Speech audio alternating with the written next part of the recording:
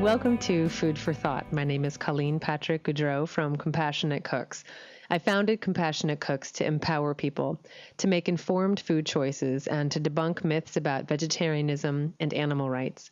You can learn more about who we are and what we do by visiting our website, www.compassionatecooks.com, as well as at www.joyofveganbaking.com.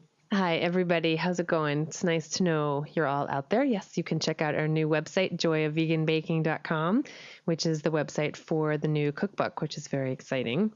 Thanks to all of you listeners and subscribers. Thanks to you, the word keeps spreading about this podcast. And thanks to all of you sponsors, I'm able to do this podcast. I'd like to send out a special thank you to today's sponsor, Victoria Schmidt, who wrote to me a couple of months back and had this to say. I have eaten loose vegetarian on and off again for 15 years. Last year, I stopped eating land animals for good due to factory farming practices. Before going vegetarian, I sought out meat from locally raised, authentically grazing animals. This is not hard since I live in a remote area of Colorado where ranches are abundant and I can go directly to a ranch to buy meat. Even so, I was conscious of still supporting a vicious and tortuous practice.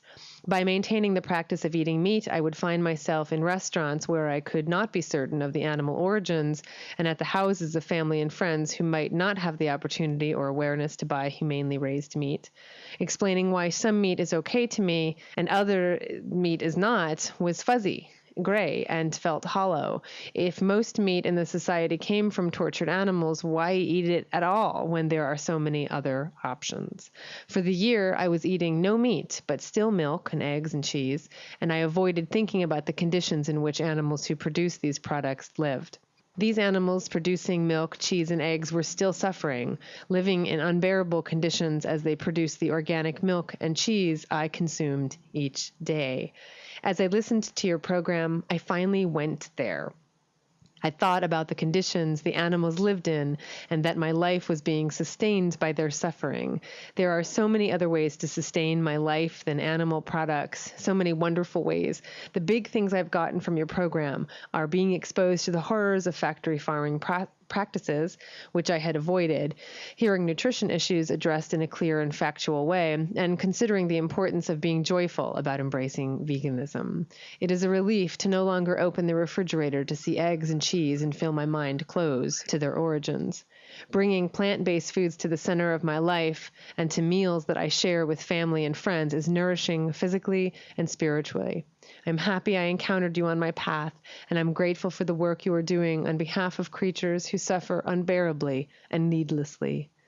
Thank you, Victoria. I also read a portion of her email on the animal advocacy and emotional stress episode, so you get a double dose of Victoria. Thank you so much, Victoria, for your podcast support, for being open. That's all I ask. That's just one thing I say is just never say never, just at least be open. So thank you for that and for sharing your experiences with me and with all of the podcast listeners out there. The support of listeners is vital to this work. And if you can spare $5 a month or $10 a month or whatever, you can help me spread the word. You're doing a great service to the animals by supporting this work, a great service to the animals, both human and non-human, and I thank you for that. To be part of this work, just visit compassionatecooks.com and click on support our podcast. And thank you in advance. Today, I want to talk to you about an animal who has, over the centuries, gone from exalted to vilified in terms of human perception and representation. An animal that many people have never met, but one who has been much maligned and humiliated on film, in literature, and in our language. An animal that is affected by the daily choices we make, but who remains invisible in many ways. An animal you may never think of, an animal you wouldn't think would be part of the animal agriculture business, an animal I hope you have the privilege of meeting someday. Those of you who have listened to my Grateful for Goats podcast episode may recall that I said there were two animals with whom I could sit forever, goats and burros, also known as donkeys. Burro is Spanish for donkey, and I may use these names interchangeably, but I will not refer to them as jackasses or asses, as they have been known to be called, and which is an insult, meaning stupid or stubborn. Donkeys are in the same family as horses, and they're cousins of zebras, and the Latin name for them is equus, asinus. Asinus is clearly how these animals came to be called asses, and though the wild ancestors of our domestic and feral donkeys, and I'll return to this point, the point of the feral donkeys, were originally called asses. They were originally called wild asses. That word is just so associated with stupidity and foolishness that I just don't like using it to refer to donkeys. Just to cap off our etymology lesson here, because I can't let it go at this, whereas donkeys are of the species Equus asinus, horses are of the species Equus caballus, Caballus, and caballus shares the same root as cavalry, a military troop on horseback, and cavalier, whose meaning originally referred to a horseman or a soldier or a knight who sits on horseback, and which came to refer to someone who's arrogant or haughty, someone who's cavalier. Whereas a cavalier might be arrogant, the ideal qualifications of a knight were referred to as chivalry and included bravery and courtesy and honor and gallantry towards women. So chivalry also comes from that same root. I think that's just fascinating. So anyway, back to burros. They are in the same family, burros and horses, but they do share many different characteristics, both physiologically and behaviorally. One of the most distinguishing characteristics of donkeys is their amazing and amazingly loud voices. Their voices can be heard for over 3 kilometers. That's almost 2 miles for our non-metric system listeners. Almost 2 miles. It's how they keep in contact with other donkeys of their herd over the wide spaces of the desert. And what enables them to hear these brays, a bray is what we call the donkey's cry, the donkey's call. Their large ears, of course. They have wonderfully large ears, much, much, much larger than a horse's ears. And if you ever want to touch the softest spot in the world, you can find it on a donkey's nose. It's absolute heaven.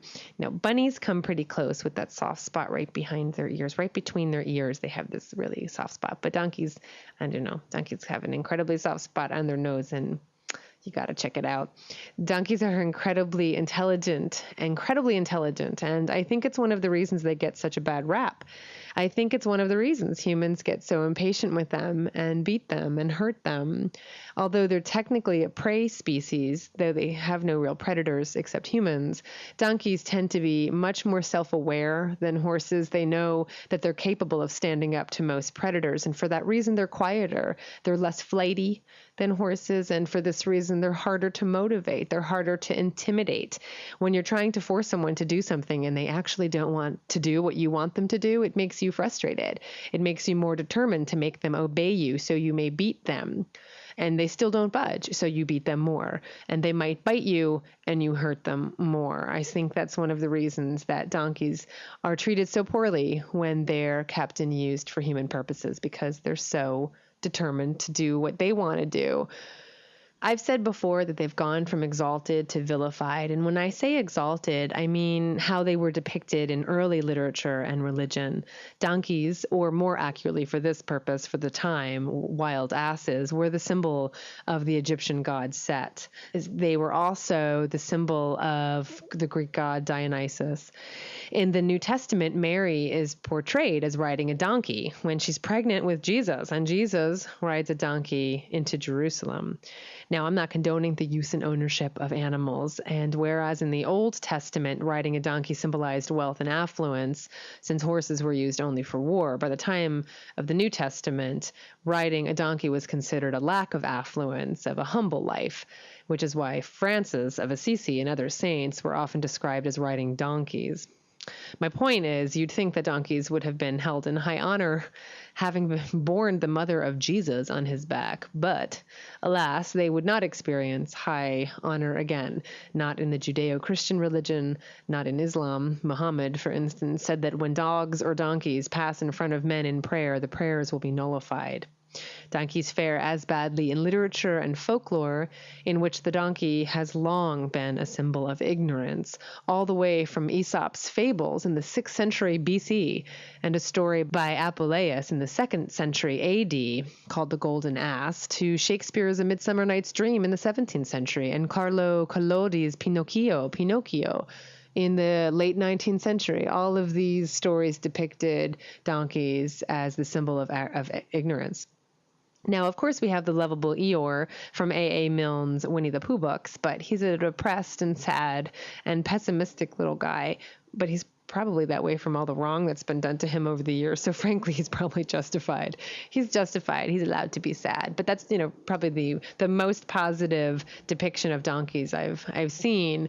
And of course, our use of certain words and phrases that have just become a part of our normal everyday speech also denigrates donkeys. It's not uncommon for us to call someone an ass or a jackass or a dumbass, or to say someone is as stubborn as a mule. And less commonly, though some of you may be familiar with these insults, apparently in football, especially in the United Kingdom football, a player who's considered unskillful is often dubbed a donkey. Donkey is a term for a bad player in a poker game, particularly someone who plays hands when the odds are against them. And this one was unfamiliar to me, but in the Middle East, a word that means donkey is a derogatory term that refers to someone of very limited intelligence. So I can't think of any ways in which we praise donkeys. I can't think of any ways that we praise them in our culture or in our language. And I don't get it. I really just don't get it. I spend a lot of time with the Burros when I visit Farm Sanctuary. I was just up there this weekend, and I could just spend hours and hours sitting with them. It's like they have secrets they want to tell you. It's like they hold these secrets. Truly, I find them to be very spiritual animals. You can feel their calm, and that really means something to me. I'm not very good at being still. I have a lot of energy, and I find other ways to find peace. But I'll tell you, when I'm with the Burros, I'm practically meditating, and I don't meditate. It actually makes me angry. Meditation makes me angry because I just don't have the patience to sit still. I have a really hard time sitting still and quieting my mind. So meditation actually has the opposite effect on me. But when I'm with the Burros, they are my teachers. They have got such a powerful, strong, quiet, wise presence. I think they're gurus. I think they're spiritual guides. They are philosophers. They're misunderstood philosophers. They've lived.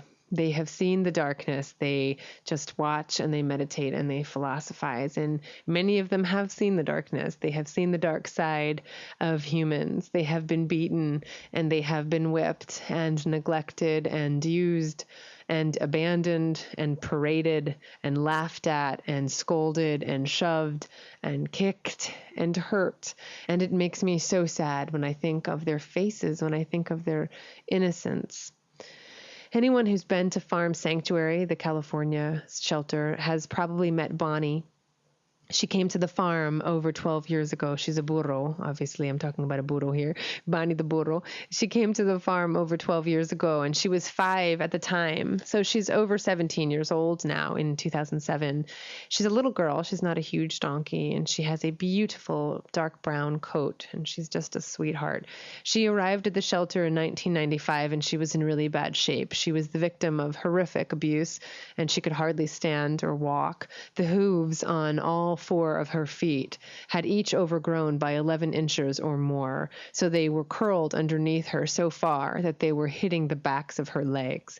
She literally could not stand, and it took all of her strength to try and remain upright when she was able to get on all 4 legs. Her hair was missing in huge patches, and she was crawling with lice. She had been rescued from a private home where she had been confined to a 10 by 15 foot paddock, and apparently her entire life. Day after day after day, for 5 years, she lived like this, without proper shelter, without companionship, without proper drainage to keep her area clean, and she was found knee-deep in mud and manure. The vet who looked at her right away determined that her hooves had never been trimmed. All 4 feet had severe and painful hoof rot, and as they trimmed away at the excess hoof material, Bonnie just endured it without complaint. She just laid there and took it, just let them trim her hooves. She clearly knew who her saviors were. X-rays showed that the bones in all 4 of her feet were rotated and severely deformed, and experts said she wouldn't live long. They also said that she would never really be able to walk or stand, and some suggested she be euthanized. 12 years later, she's still alive and kicking. Well, I'm not sure if she kicks much, but she hangs out with the cattle and her buddy Waylon, who's another one of my buddies. He is a taller burro. He's a beautiful gray and black burro. He's an absolute dream. And you can see photos of me and Bonnie and me and Waylon on my website. If you see a picture of me and a burro, it's either Bonnie or Waylon.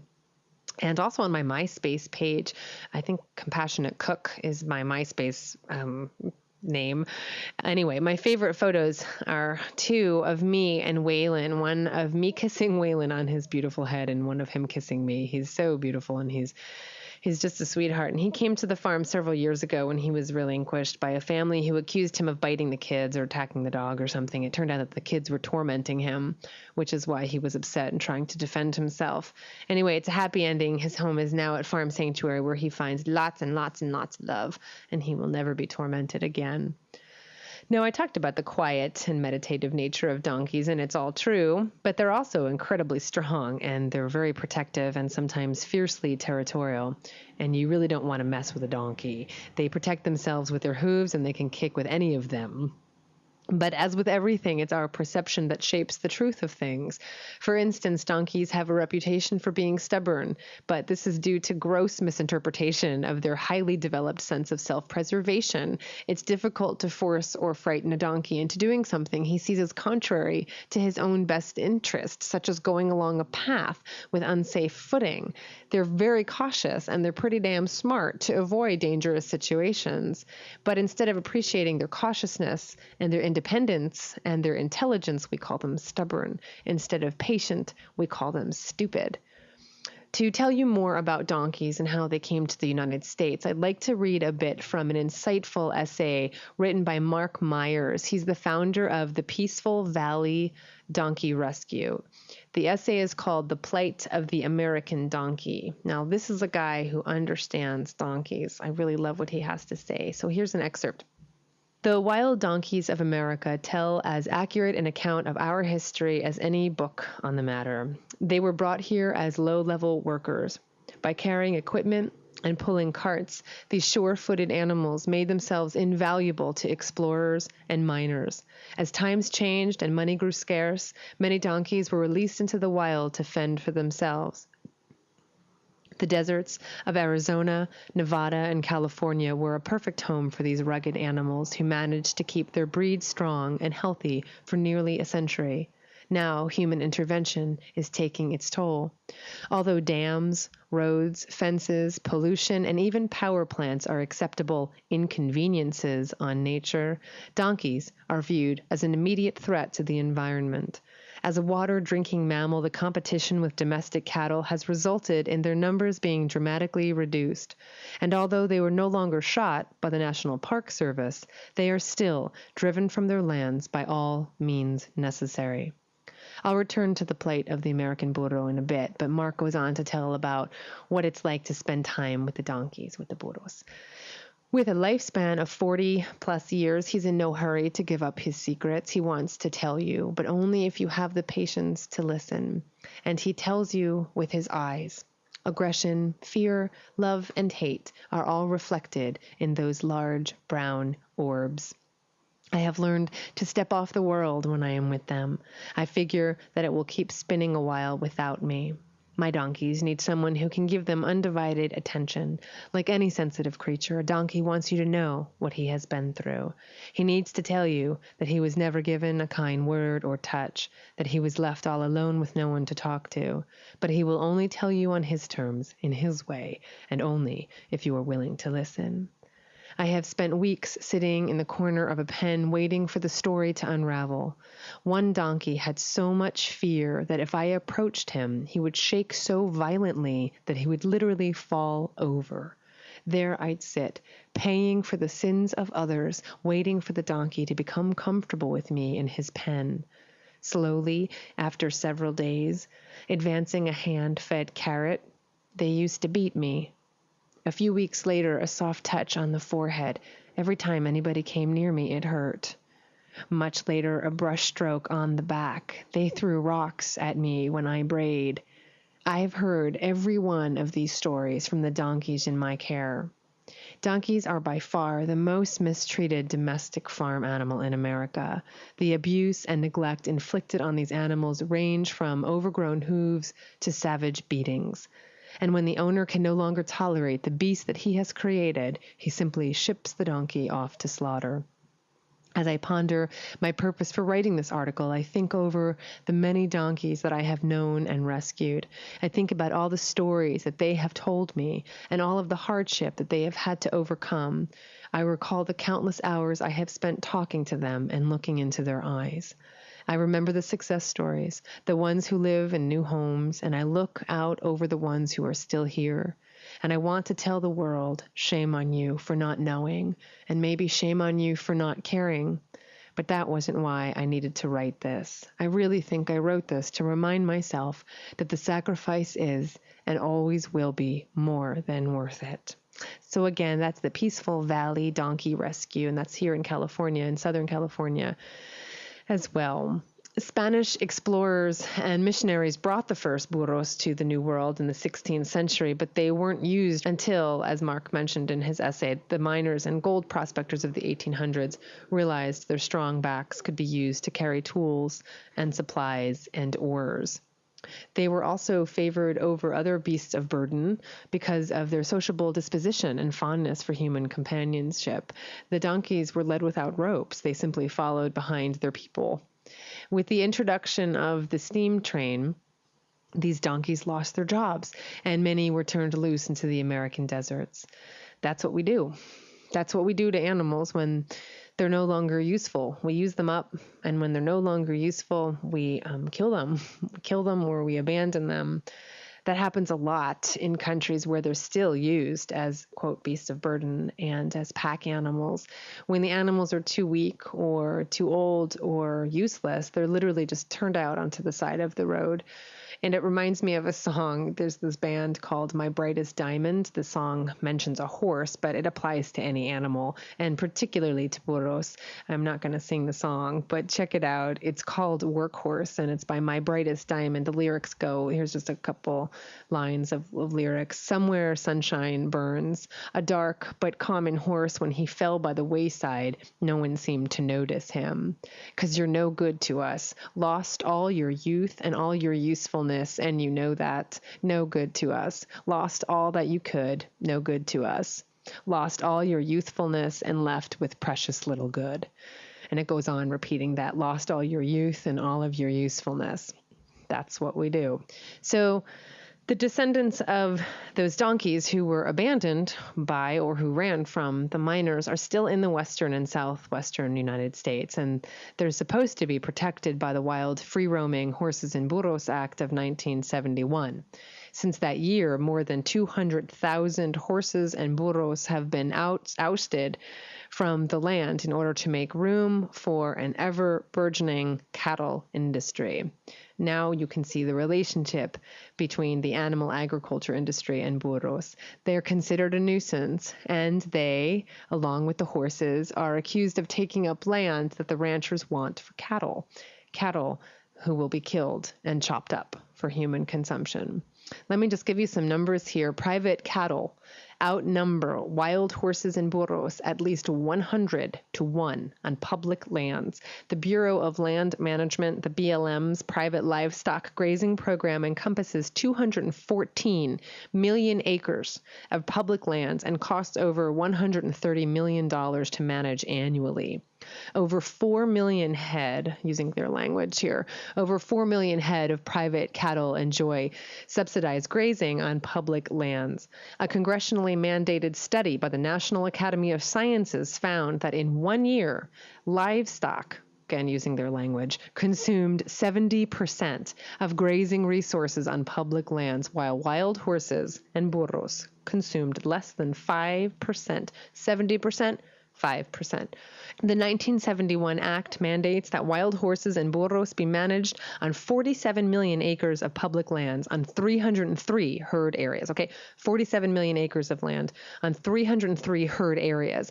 Since 1971, the BLM has reduced the number of herd areas to 201 from 303, taking approximately 13 million acres of land from these federally protected animals in favor of who? In favor of the ranchers who lease public land from the government for their cattle to graze on. Even a 1990 study by the Government Accountability Office determined that the primary cause of the degradation in rangeland resources and damaged riparian areas is poorly managed domestic livestock grazing. That wild horse removals have not demonstrably improved range conditions, that wild horse behavior patterns make them less damaging than cattle to vulnerable range area, and that wild horse removals are occurring in some locations, not being damaged by widespread overgrazing. Now, this mentions horses, but it's relevant to burros as well, as they are being removed despite the protection they're supposed to receive from the government. The 1971 Act says Congress finds and declares that wild, free-roaming horses and burros are living symbols of the historic and pioneer spirit of the West. These are empty words. In the 1800s, it was estimated that there were 2 million wild horses and burros on public lands. Now there are fewer than 40,000. So when I say these animals are removed, what do I mean? What happens to the 6,000 to 8,000 horses and 500 to 1,000 burros that are removed every year? Well, through the Bureau of Land Management, through the BLM, these animals are rounded up. Free animals. These are free wild animals, animals who are terrified during these roundups that involve helicopters to frighten the animals to go into these BLM pens. And they're offered up for adoption, quote unquote, adoption each year. Now, if you look at the BLM's website and the language for this program, it makes it seem like these thousands of animals are being adopted. Even that word implies a safe place, a kind act, to sanctuaries. That's what they make it seem like. And some animal sanctuaries have taken these horses and burros, but we're talking about 6,000 to 8,000 animals every year. In many cases, these majestic wild animals are kept in pens for years. But I don't know what's worse. I don't know if that's worse or the next scenario I'm about to tell you about. For years, ranchers and other individuals would quote unquote adopt these animals by the hundreds. The cost is $125 or so. And they would keep them for a year, they would fatten them up, and at that time the title would be transferred over to them. And then these animals would be sold for slaughter. These people can sell the horses and the burros for about $1 a pound. So even if you factored in the $125 or so they paid for the animal, they would get, several hundred dollars or more for each animal. So this was the backdoor approach that many people were taking to make money off of these animals. And the BLM doesn't care who they adopt. Let's be real, who they sold these animals to. So in addition to animals eventually being sold for slaughter, many of these animals would also be sold off to rodeos and then to slaughter eventually. A New York Times investigation revealed that the BLM was aware of the fact that these animals were going to slaughter, but they would turn the other way. They would just look the other way. It was like a don't ask, don't tell policy. Also, the horses and burros would also be bought by people who never took care of these kinds of animals before. Wild animals, wild Mustangs, and there are many cases of abuse and neglect. It's widespread because these amazing wild animals are bought by people who don't properly care for them. The BLM does not exactly have a screening process for people who want to take these animals. So that's how it went on for years. And though some animal groups were trying to work with the BLM, many, many animals were slipping through the cracks. So this is how it went on for years until 2004, when now former Senator Conrad Burns, who's a Republican from Montana, inserted a midnight rider, a last-minute rider into that year's budget that would strip 30 years of protection from slaughter for wild horses and burros. So again, it wasn't like the horses and burros weren't being killed for human consumption, mostly overseas in places like France. But now, with this new bill, it was able to happen legally. Because of this rider introduced by Burns, it has been legal to commercially sell and send horses and burros to slaughter through public auctions. Because of the work of many animal protection organizations, 3 foreign-owned equine slaughterhouses in the United States were recently shut down by court order, 2 in Texas and 1 in Illinois.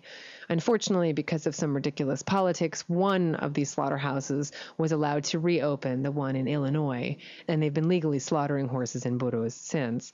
And even with the closure of the other 2, thousands of American horses, again, wild American horses and burros, are being trucked over the border for slaughter in Mexico and Canada, experiencing terror and pain and violent deaths. Animal protection groups have been working to restore the protection for wild horses and burros, and on April 26, 2007, the U.S. House of Representatives voted 277 to 137 to pass H.R. 249 that would restore this protection, that would wipe out Burns' amendment and restore protection of these horses and burros, protecting them from slaughter. It's very good news that it has passed the House, but now the bill's in the Senate and it has to be voted on. Luckily, Senator Burns, who is the reason for this mess in the first place, was defeated for re-election. It's good news for the horses that he's out of the way. But please call your senator. I don't know when you'll listen to this podcast episode, even if it's a year from now from when I record it. Just find out what the status is of this bill. I'm not sure if the bill number is 576. For some reason, I think it is. In the Senate, S as in Senate, 576, and it's sponsored by Senator Robert Byrd, who's a Democrat from West Virginia. But please make sure what the bill number is. But just call your senator and tell them you want to restore the protection for wild horses and burros. And while you're at it, tell your senator to end the leases of ranchers on public lands. That will be the ultimate solution for all of this. So that's the scoop. This whole government program, rounding up and killing horses and burros, is all about protecting ranchers. It's all about protecting the livestock, the cattle industry. 100 million tax dollars are spent every year on this program that enables ranchers to have their cattle graze on public lands, these are public lands, and round up wild animals because they're infringing upon that land. I plan on doing an episode soon about how many thousands of wild animals are killed by the government each year. It's related to what I'm saying here, and how many millions of dollars are spent to do this on behalf of ranchers. It's done through the quote unquote wildlife services branch of the government. They changed that name recently for public relations purposes. And it's just one example of how the government favors the cattle industry, and also another example of how connected animal consumption is with so many other issues. The bottom line is, if we say we care about wild animals and are eating animals, we're basically paying to have wild animals shot and trapped and poisoned and bludgeoned to death so we can continue our habit. If we say we care about wild animals and the environment, this is just another reason to stop eating other animals. So that's one connection between burros and the animal ag industry. Another is that burros are very protective of herd animals such as cattle and especially sheep. So they're used by ranchers a lot to protect their herds. This is the reason that Farm Sanctuary's California shelter has burros and the New York shelter doesn't. The climate and the terrain and the agriculture industry is very different in New York than it is in California. Burros are originally from Africa, and they can locate food in barren terrain and are acclimated to the hot, dry environments of California and Nevada and southwestern states. Now, if the BLM would just leave them alone, they would actually continue to thrive in the wild wild. And Farm Sanctuary does have 3 burros, Sierra, Thunder, and Quartz, who came to them through an organization that adopted these burros from the BLM. So they're there as well. Wild burros can tolerate a water loss as much as 30% of their body weight and replenish it in like 5 minutes of drinking. Humans, on the other hand, require medical attention if 10% of their body weight is lost due to dehydration, and they require a full day of intermittent drinking to replenish this loss. So that's just another reason to admire the burro. They grow to an average of 350 pounds, and they may live as long as 25 years in the wild, often longer. A male donkey is called a jack, hence jackass, get it? And a female is called a jennet or a jenny. And for clarification, a mule is what you get when you cross a jack, a male burro, with a female horse. That's what a mule is. It's not the same thing. So you have your donkey and your burro is the same thing, but the mule is a cross between a male burro and a female horse. Burros are also used in war, and of course, they're also the victims of war. I don't know if you remember this, but in 2003, a story made headlines when a live donkey in Jerusalem, who laden with explosives strapped to his body, was blown up. PETA wrote to Palestinian National Authority President at the time, Yasser Arafat, and asked that he urge those who listened to him to tell them to keep animals out of the conflict.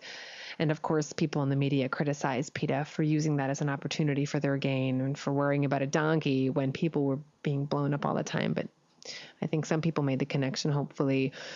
Anyway, burros are used a lot throughout the Middle East, and they're certainly in the crossfire of conflicts there, as are many, many, many animals. It always saddens me when I hear about the death toll from war. I mean, it saddens me because of the death toll of the humans too, but I just think that nobody's counting how many animals are victims of our human wars, these man-made, human-made, human-created wars and battles and hatred, violence. Nobody counts them. The vast majority of donkeys around the world are used for the same types of work that they've been forced to do for 6,000 years, for transporting and pulling carts.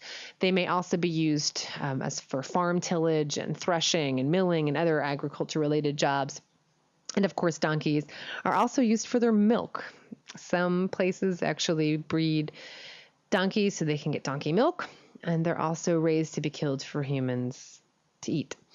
Because humans also like to own things, by the middle of the 20th century, donkeys began to be bred and kept as pets in the United States and other wealthier nations. And of course, we like to mess with animals to suit our purposes, so we started breeding miniature donkeys, and so that's become very popular too. If you're on my mailing list, and if you're not, you should get on it. But if you're on my mailing list, you may remember that one of my recent recommendations was a film called Balthazar. It's a French film by director Robert Bresson, who is considered one of the few spiritual filmmakers, since he was as much concerned with the inner workings of the human mind and heart as he was with the use of images to convey these things. In many ways, his films could easily be silent pictures, as images, more than words, illustrate the stories he tells. And though I love many of his films, it is Balthazar that is his most beautiful and heartbreaking. Though I want to be cautious of overselling it, I think it's incredible.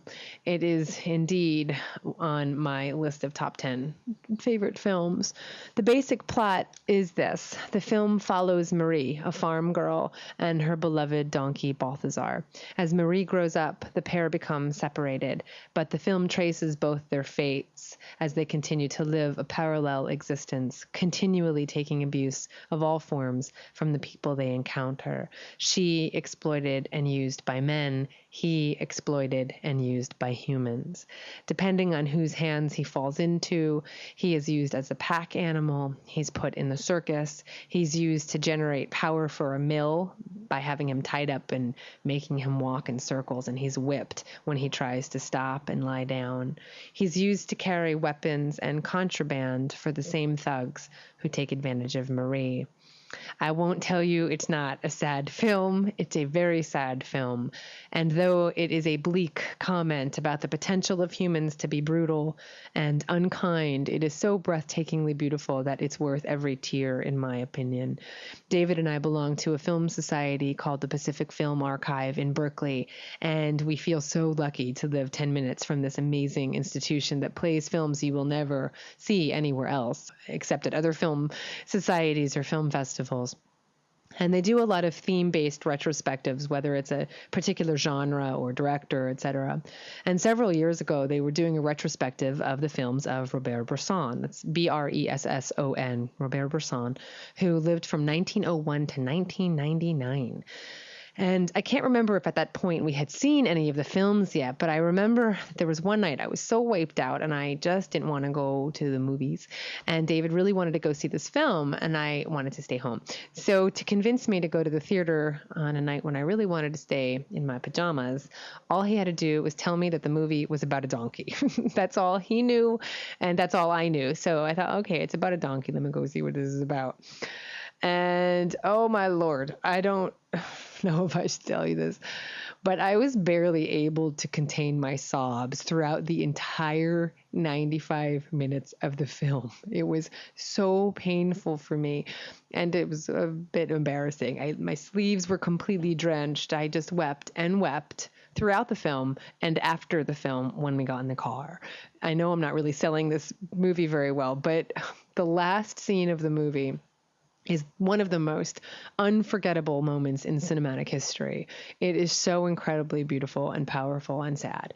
And for me, this movie epitomizes our exploitation of and our cruelty towards non-human animals and our total disregard for their own feelings. We totally misunderstand them, but we blame them for who they are instead of changing the lens through which we look at them. It's also a very significant film for me because it parallels that dynamic between those who are given power in this world and those who are made powerless, whether that be men over women over the course of history, or white people over people of color, the wealthy over the poor, or human over non-human. It really makes this parallel. So when I think of the loneliness and the fear and the sadness that non-human animals feel, those who are locked in cold research laboratories, those who have chains on their feet and are kept as circus animals, those who are bred to live in cages and crates their whole lives until they're killed for their fur or for their flesh. When I think of these animals, I think of Balthazar. His face just represents all of that for me. The one last image of him on the film represents everything we do to animals, and it literally breaks my heart. And that's why I responded that way when I saw the film for the first time. I've seen it several times since, and I have the same reaction. And you can get this film, certainly you can rent it, but it's also on my website. If you go through my store, you can find it there. If you go to compassionatecooks.com and click on Stock Your Pantry, you can find it under my favorite DVDs. But I do this work because of that face. When I think of all of these animals and it's all kind of compressed into this face, into Balthazar's face. I do this work because of Balthazar and because of the billions of animals who endure what Balthazar endured. When I look into the eyes of the Burros, I am so lucky to call my friends. I know they've seen the dark side of humans. I know they have secrets to tell. I know they have stories to tell. And so that they will be remembered, and so that their lives and their suffering will not be in vain, I'm here to tell their stories. And we can all do the same, whether that story be that of Balthazar, or a sanctuary animal you've met, or a rescued animal whose story you've read. Tell their story. Each species needs ambassadors who represent them and voices to speak for them. That's the very least we can do for those who have no voice. It seems to me that's the very least we can do. This is Colleen with Compassionate Cooks. Thanks for listening.